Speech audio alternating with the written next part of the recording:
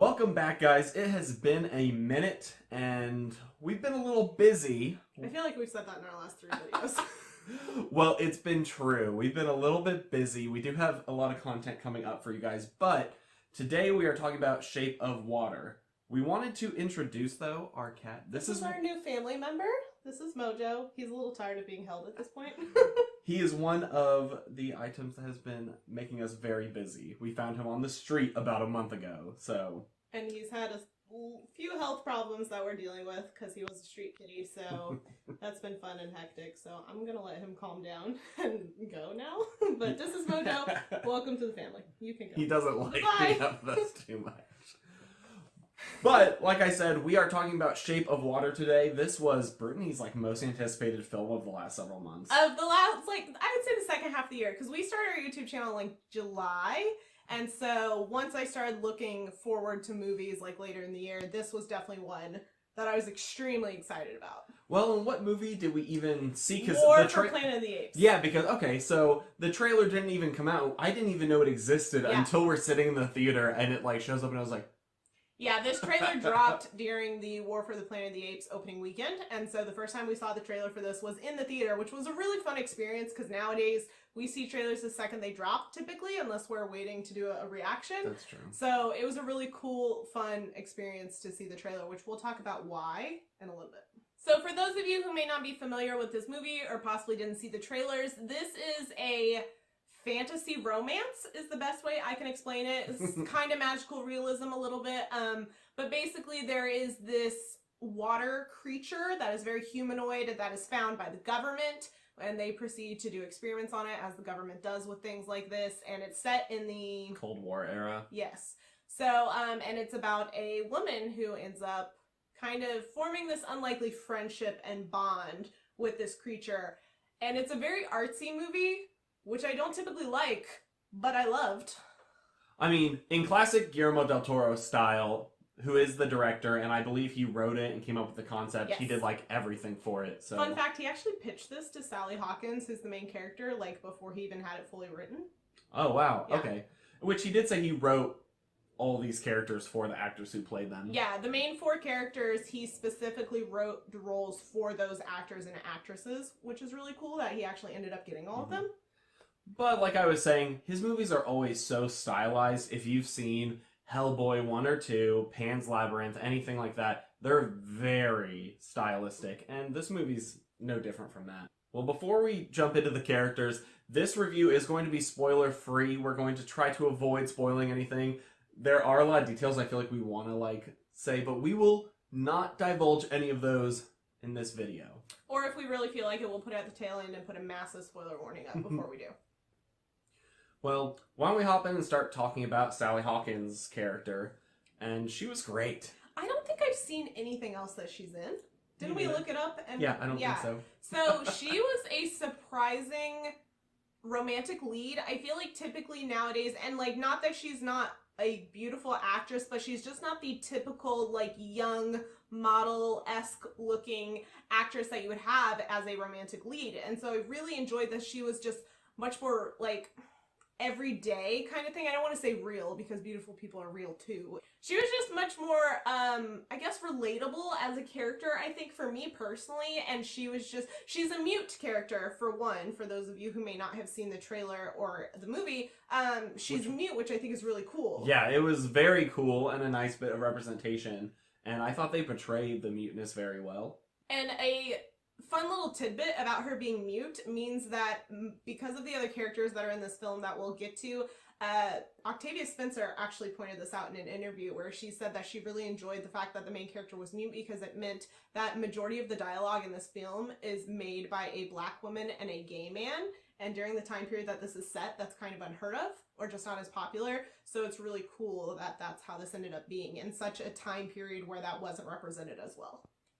That's true. And all in all, I felt like the movie just balanced its characters very well. And the 2 supporting actors did a really good job, Octavia Spencer and Richard Jenkins. I really enjoyed their characters, and they were hilarious. There's the kind of supporting characters that you don't really feel like they're supporting characters. You feel like they're main characters. At least to me, they did. Like Steven said, they balanced everybody really well. And something that Guillermo, I think, does really well in most of his stories is he fleshes out side characters extremely well. Mm-hmm. They're not just like there for one purpose or there to just fill this small little role. They have full lives and they have full stories behind Mm-hmm. their characters. They're not just a little throw-in.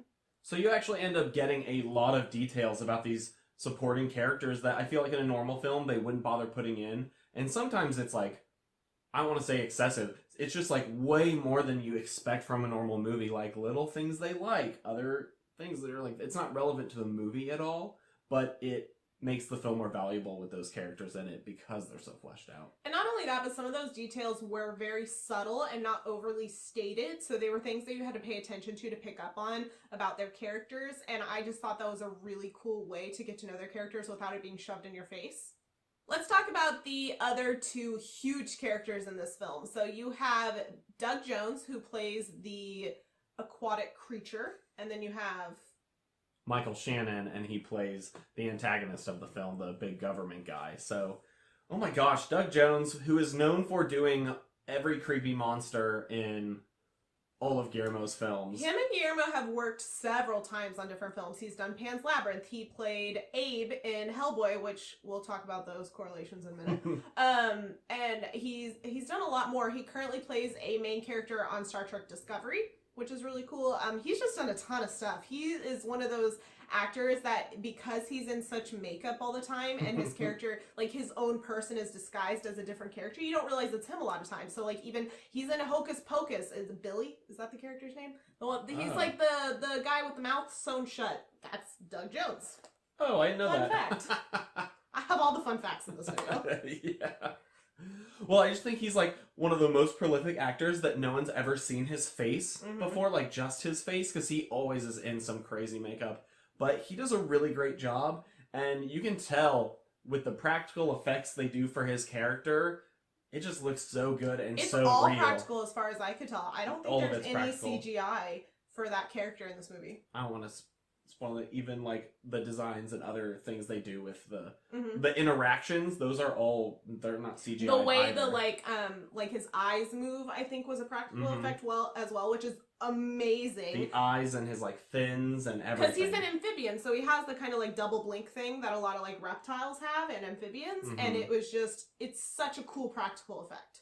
And he just did a great job. It was a stunning performance. I hope that he gets some sort of nomination for it. And then there's Michael Shannon, who, as an antagonist, this guy, every movie he's in, he always ends up playing like a So jerk. creepy. And he does such a good job at it. He just has this presence on screen where you're instantly like, ugh. Yeah, because even before he said anything gross, you're kind of like, this is not going to go well. And then he just starts saying racist things, like gross things. He's kind of a pervy control freak. Like, he is a typical male in power character that uses his dominance to intimidate people. And that's like the best way I can describe his character without getting into details. He does a great job with this. By the end of this movie, you're enjoying hating him so much because he creates such an unlikable character. So let's start talking about the plot a little bit. Like we said, it's spoiler free, so we won't get into it like any details, but we did have some thoughts. This movie starts out very strong. I would say the first act is very strong, and I think the second act is probably the strongest, I think, is how I feel about it. The first act is a lot of setup, as a movie with a fantasy premise typically is. And then the second act, you get to know a lot of the characters a lot better, and their motivations, and their histories, backgrounds, all that good stuff. And then the third act was a little more flat for me, even though I really enjoyed the film overall. I think the second act, you see a lot of these characters start to come together and to grow. Whereas in the third act, they kind of stop doing that. Like, they stop kind of growing as characters. While the finale, like the last 10 minutes of the movie, I actually really enjoyed, and I thought it was really, really strong. There was that weird space in there where you're kind of like, I feel like this could move quicker. Yeah. Or more should be happening than is actually happening. It felt a little drawn out, and there was a storyline in there that I felt like could have probably not been there. That, or it could have just not been had as much screen time. Yeah, because they devoted a good amount of screen time in the third act to a storyline that doesn't involve Sally Hawkins and character. It's still important to the plot, but it was probably there a little bit more than it needed to be. It could have not been there. I mean, you could have worked the plot around it without it, but I still think that subplot was interesting. It was interesting, and I enjoyed it. I just don't know if I enjoyed it being there, or as much as present as it was. Now, some things we did really enjoy about this movie, which is everything, like I said, besides the we plot really like this movie. being a little slow in a couple spots. The score for this is phenomenal. I want the soundtrack just to like listen and dance in my living room or something. Like, it's so whimsical while also dark and dreamy and fantastical. It's so good. So like Guillermo del Toro in a nutshell, and then like musically. Yeah. Sure. Yeah, no, I thought it fit the tone of the film extremely well. I mentioned earlier that this is a very artsy movie, and some of the ways that it is very artistic is the color, the use of color. It's very muted blues, and it's just a lot of very muted colors, and there's also some play of red in there very strategically, and typically red is used more for like villains, and it's used a little bit differently in this film, and I actually really enjoyed that. To talk about specifics would be spoilery, so I won't do that. But I really enjoyed the use of color. It's awesome. And the theatrical poster for this movie, I want it on our wall because it's just so damn pretty. I'm gonna put it up on the screen. So this film ended up actually surprising us because when it's rated R, they use that R rating. Very much so. It was a lot cruder than I expected. I thought that would be... Like, I guess I was expecting it because it's rated R, but at the same time I wasn't expecting it because of the, like, genre of the film and how it was kind of marketed. However, I didn't hate it. Like, I didn't think that it was misplaced. I felt like it grounded the film in a very interesting way. I would say between, like, language and, like, situations and with just, like, the violence and how violence is carried out in this film, it's not that it's, like, overdone as much as it just pulls zero punches. It just puts stuff out there for you and you're like, wow. I think it's very indicative of real life, I think is the way it is.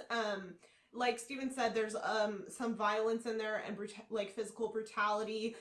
There's some nudity and sexual content in there that I think was a really cool way that they put it in. I'm gonna put some spoilers at the end because I want to talk about it. There is, like Steven said, the language and discussions around like race and sexism during that time period. This was in the 60s. It felt very real life. It didn't feel like censored. Yeah, like I said, it just felt like it didn't pull any punches, but I think that's surprising because I feel like a lot of times with very like R-rated situations or R-rated like language or even violence, they like always sugarcoat it in a way, or like it'll cut away, or and this movie just like will show the really gross thing, or show the very like sexual, scene, or show something really just crude and gross. So they don't care. Overall, this movie was absolutely excellent. I think it's easily going to probably make it into our top 10 of the year. Maybe not top 5, but top 10 possibly. It's already there. Well, we haven't quite finalized our list yet. That video is coming soon. But we have a couple more movies to see first. But this movie is excellent. It's very artistic. If you enjoy... I don't even want to say if you enjoy romances. I don't enjoy romances, but I loved this movie. But if you enjoy Guillermo del Toro, if you enjoy this kind of whimsical romance that's grounded in reality, like, you're gonna absolutely love this movie. And I know that it was a limited release, but I really urge you to go out and find a theater near you that's playing it.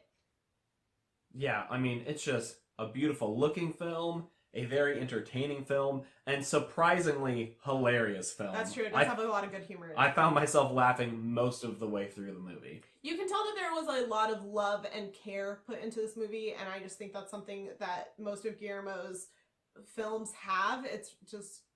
there's so much love that goes into it, and you can feel it as an audience member. Which he himself has said, this is the movie that he has wanted to make. Mm-hmm. Like, the movie.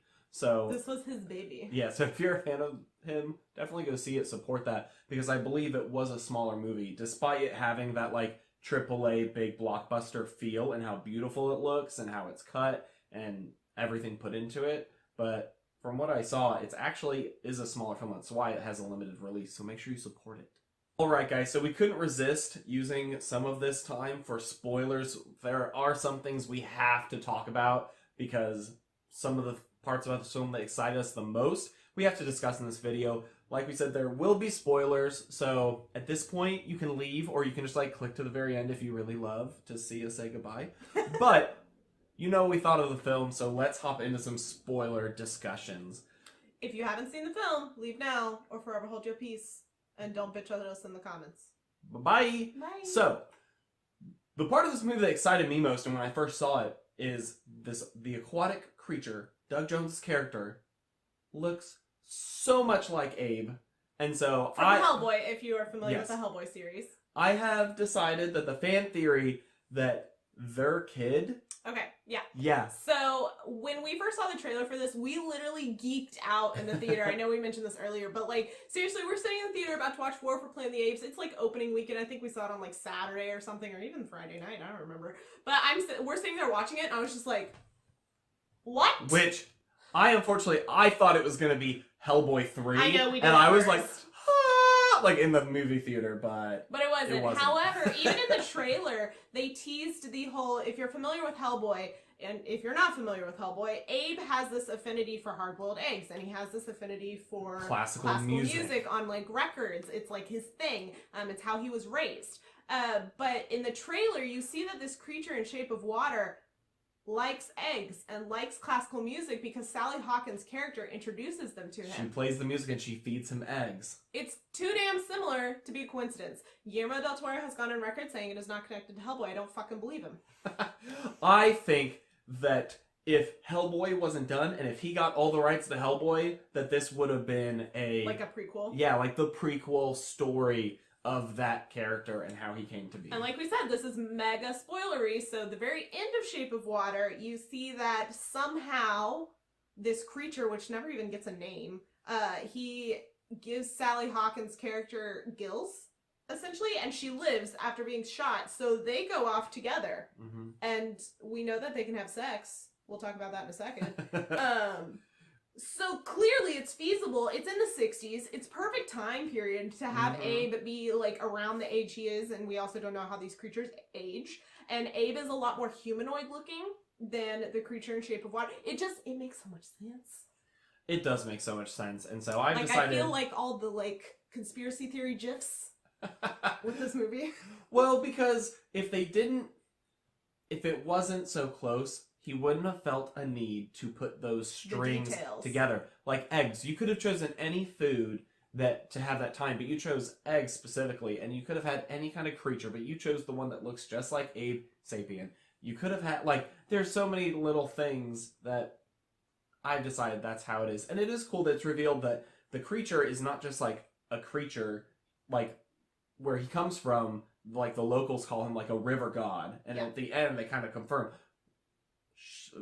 Michael Shannon actually was like, shit, you are a god, because he heals bullet wounds powers, and he like starts healing people with lights, and then he gives her gills, and I thought that was a cool way at the end to kind of be like, no, they can be together, and that little magical element. We mentioned earlier in the video that part of the brutality and R rating of this movie is the nudity and sexual content. I fell in love with this movie in the first 2 minutes because as a woman, and I'm going to get a little feminist here on you, so if you're those people who call me out in the comments on that, you can just leave. But, so as a woman, you don't see positive sexual experiences portrayed in media all that often. It's a little bit better now than it used to be, but it's still an uphill battle.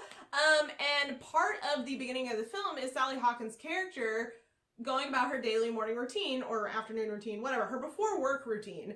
And part of that is masturbating in the tub. Do you know how many things show female masturbation? Like, this much. This much. So I thought that was really cool. There's also a completely full frontal scene, nudity scene for her, which I think is also really cool because a lot of times all you see is the tits and the ass, and that's all you get. Whereas, like, women have vaginas, and they also have pubes on their vaginas. Spoilers for life. And they show all that. I just thought it was a really cool, that's part of the thing we mentioned earlier with the honesty of this, like, and just the real lifeness of the rated R content. It doesn't need to cut to a funny, like, angle to hide things. It just shows it because that's what it is. Yeah. And it wasn't overly sexualized in my opinion. I think it was like just the right amount. And like even like her masturbation scenes, because they showed a couple times as they're doing her like morning routine thing. They're showing it in a way where it's not a sexual, it's not overly sexualized, it's not made for the male gaze, it's made as just a routine, it's just a habit, it's just a thing you do as part of your day, which I think was a really cool positive portrayal of that. And the last somewhat spoilery thing I wanted to talk about also has to do with the whole female sexuality thing. Sorry, not sorry. Part of the color choices of this film, like I mentioned earlier, Guillermo uses a very interesting way of using red in this film. Typically in most movies, TV shows, whatever, red is a clever way that's used to indicate like evil or a bad person or a villain or something like that. That just tends to be the case. Not always, but... So the use of red in this film is very different because it starts showing up on Sally Hawkins' character after she ends up having sex with the amphibian creature, whatever we want to call him. And so it's kind of indicative of her like sexual confidence. I don't even want to say awakening. I just want to say it's just a confidence thing. It's just a really cool way of her just indicating that she's much more comfortable in her being and like the decisions she's making, and she's not questioning it. And I just think it's cool. I think it was a good use of color. Cool. Like we said, guys, we really enjoyed this movie. Go see it. It's a great film, lots of fun to watch, and as you can see, we liked a lot of things about the film. Like we said, it's been a little bit since we've uploaded a video, at least a full review or something like that. We have a lot of things coming up. You know, Star Wars is coming out. Every year we do a movie marathon, and I'm not ready to reveal what we're going to do for that just yet. It's going to be a special, a BS review special. Yeah, we're going to have a big ol' movie marathon special because for the past, how many years? I don't know, like 4 or 5. Right around at the end of the year, we always pick a series and do like an anthology of movies and do a full marathon where we sit down in one day with like themed snacks and stuff and watch all of them. And so we're very excited for that. We'll have more news about that soon, so stay tuned for that. And if you guys like our videos, go ahead and subscribe. Give us a like down below. It helps us out a lot. And if you want to check out some more of our videos, you can check them out right over there. And we'll see you guys next time.